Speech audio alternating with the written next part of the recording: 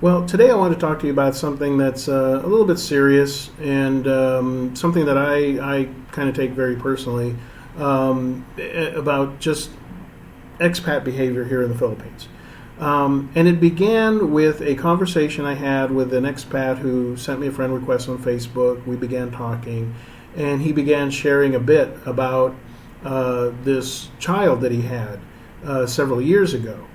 And he was somewhat gloating over the fact that he was just kind of tossing her 300 pesos here and there once in a while, that it was really not costing him much of anything to have this child that he had long since abandoned and moved on and was pretty much just going from one girl to the next.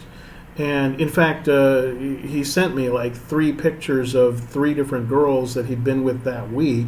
And meanwhile, he's got this daughter, I believe it was a daughter, that needs his financial help. And so we got into it a bit. And what I'm going to do is, before I go on, I'll put up for about 3 seconds each, the different stages of the conversation that I had. As much as I don't like this guy, I'm going to leave his identity out of it. Who he is not really essential to this conversation, because there's too many other guys doing what he's doing. But I'll go ahead and I'll put the conversation here in screenshots. You can hit the pause button, read it, but it'll go through quickly, and then we'll pick up here right after so we can just have a bit more talk about it.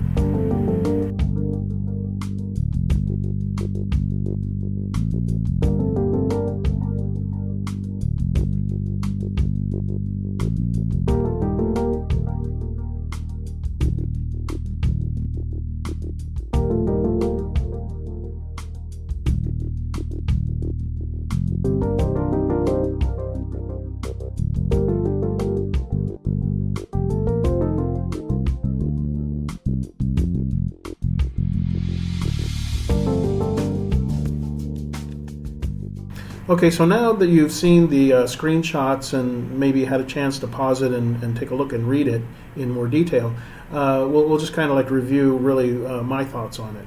I was divorced early, after 10 years in my marriage, and immediately before, I'm talking like the next week, before I had even filed divorce papers, I was moved out. And I was already giving child support to my kids to make sure that they didn't lack for anything. And I maintained child support all the way through. And when they were each 15, they each opted to live with me. And I never got a dime of child support from their mother. But I did get cheated out of the dependents that I should have been able to claim on my taxes for them. So basically, I supported my children all the way to adulthood, and even had to take the hit of not being able to claim them on my taxes because my ex continued to do so. But my point in that is, I believe that if you have kids and you have a relationship that doesn't work out, the connection you have with your children is not affected by whether there's a divorce or not, or whether there's a marriage or not. If you father kids, you have a moral obligation, not to even mention the legal obligation, but you have a moral, ethical obligation to support these children that you brought into this world. I just don't see it any other way.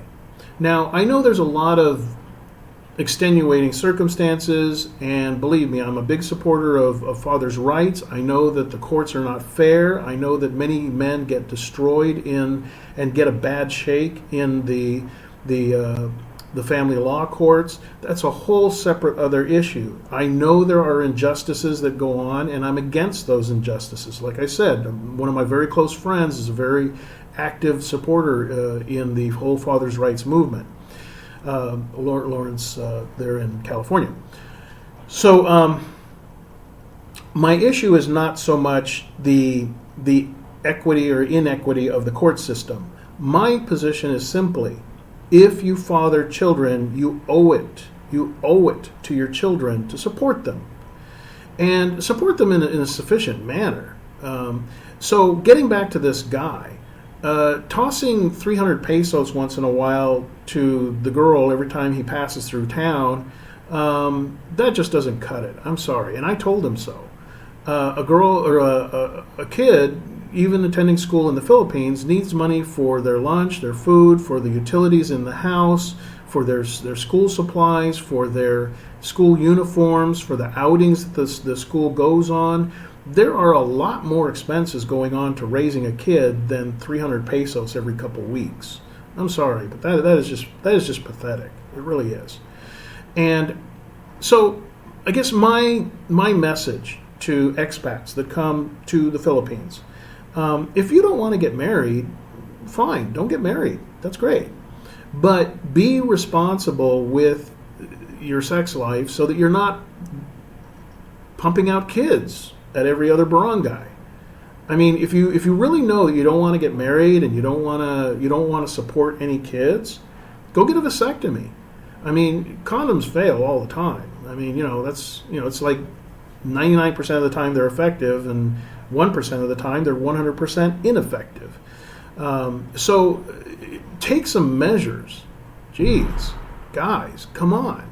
I mean, again, I'm not a prude. If you want to go out and play around, hey, knock yourself out, but do it responsibly.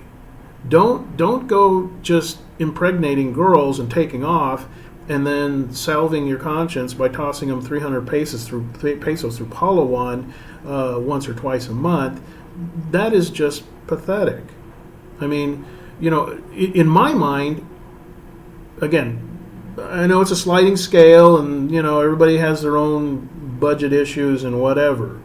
But to me, a respectable minimum amount, if a guy has a kid with a Filipina that he doesn't plan to live with or marry, he should be sending her at least $150 a month to make sure that this kid has a roof over her head, food in their belly, a place to sleep, nice clothes to wear to school or uniform, and able to go to whatever outings that the school wants to go. And that's not even counting if they want to take up dance lessons, or maybe they want to play an instrument, or maybe they want to learn karate, whatever. But at least have the decency to send them $150 a month. Now, for the guys that are saying, "Oh, that's way too much," and they're going to balk at it, my response to that is, don't go cranking out kids then. If you think it costs too much to support a child, don't go running around indiscriminately making kids. Go get a vasectomy and then have all the sex you want. Go ahead, knock yourself out. This is not about any moral judgment on anybody's sex life. I don't care how promiscuous some guy or some girl wants to be. Really, it's none of my business. I don't care. But what I do care about is kids that are indiscriminately pumped out and then abandoned. I know too many Filipinas who are really struggling because some guy knocked them up with a baby and took off. Now, sometimes it's a Filipino guy, sometimes an expat guy. I don't really care. I don't like seeing that. And so, like with this guy, after I had my conversation with him, I told him how I felt about it, and then I blocked him.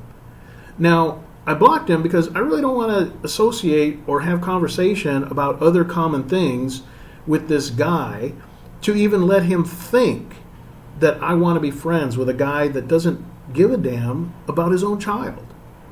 I don't want to associate with that kind of guy. And if I do run into a guy who I say I'm just whatever walking in the mall or meet some other expat and we get to talking, if I find out that basically he's just dropping kids everywhere he goes, I don't even want to share a beer with that guy. I don't want to share a meal with that guy. I don't want to have any conversation with that guy. I have no tolerance for that kind of reckless irresponsibility. And that's all it is. I mean, my God, geez, most of us guys are like over 50. We should have the good sense and at least some decent amount of character to man up. If you get a girl pregnant, I'm not saying you got to marry her. I'm saying support that child. Support that child. You know? Otherwise, that guy cannot look me in the eye and call himself a man. Any man that would abandon his own child into poverty and meanwhile have the money to go flying around, staying in a resort, giving money to hookers, whatever he's blowing his money on, but he doesn't have the character to send his own child some money for support? Sorry, I just can't associate with that kind of guy. They can go do what they want, but I don't have to be a part of it. Okay, so I'd love to hear your comments about it. Again, I know that a lot of injustice goes on in the court system. I know that here in the Philippines, an expat, if he gets a Filipina pregnant, the law here is pretty much not going to do a whole lot against him. They're not going to garnish him. They're not going to, it would take a whole lot of effort and a minor miracle for the law to step in. I'm not talking about what legal measures can take place.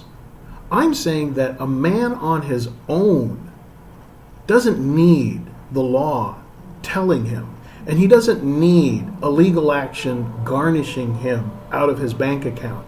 A real man will step up to the plate, pull out his wallet every month, and support his child, even if the law never held him accountable to it. That's what I'm saying. So, anyways, love to hear your comments about it, and we'll discuss it more then. All right, see you then. Bye-bye.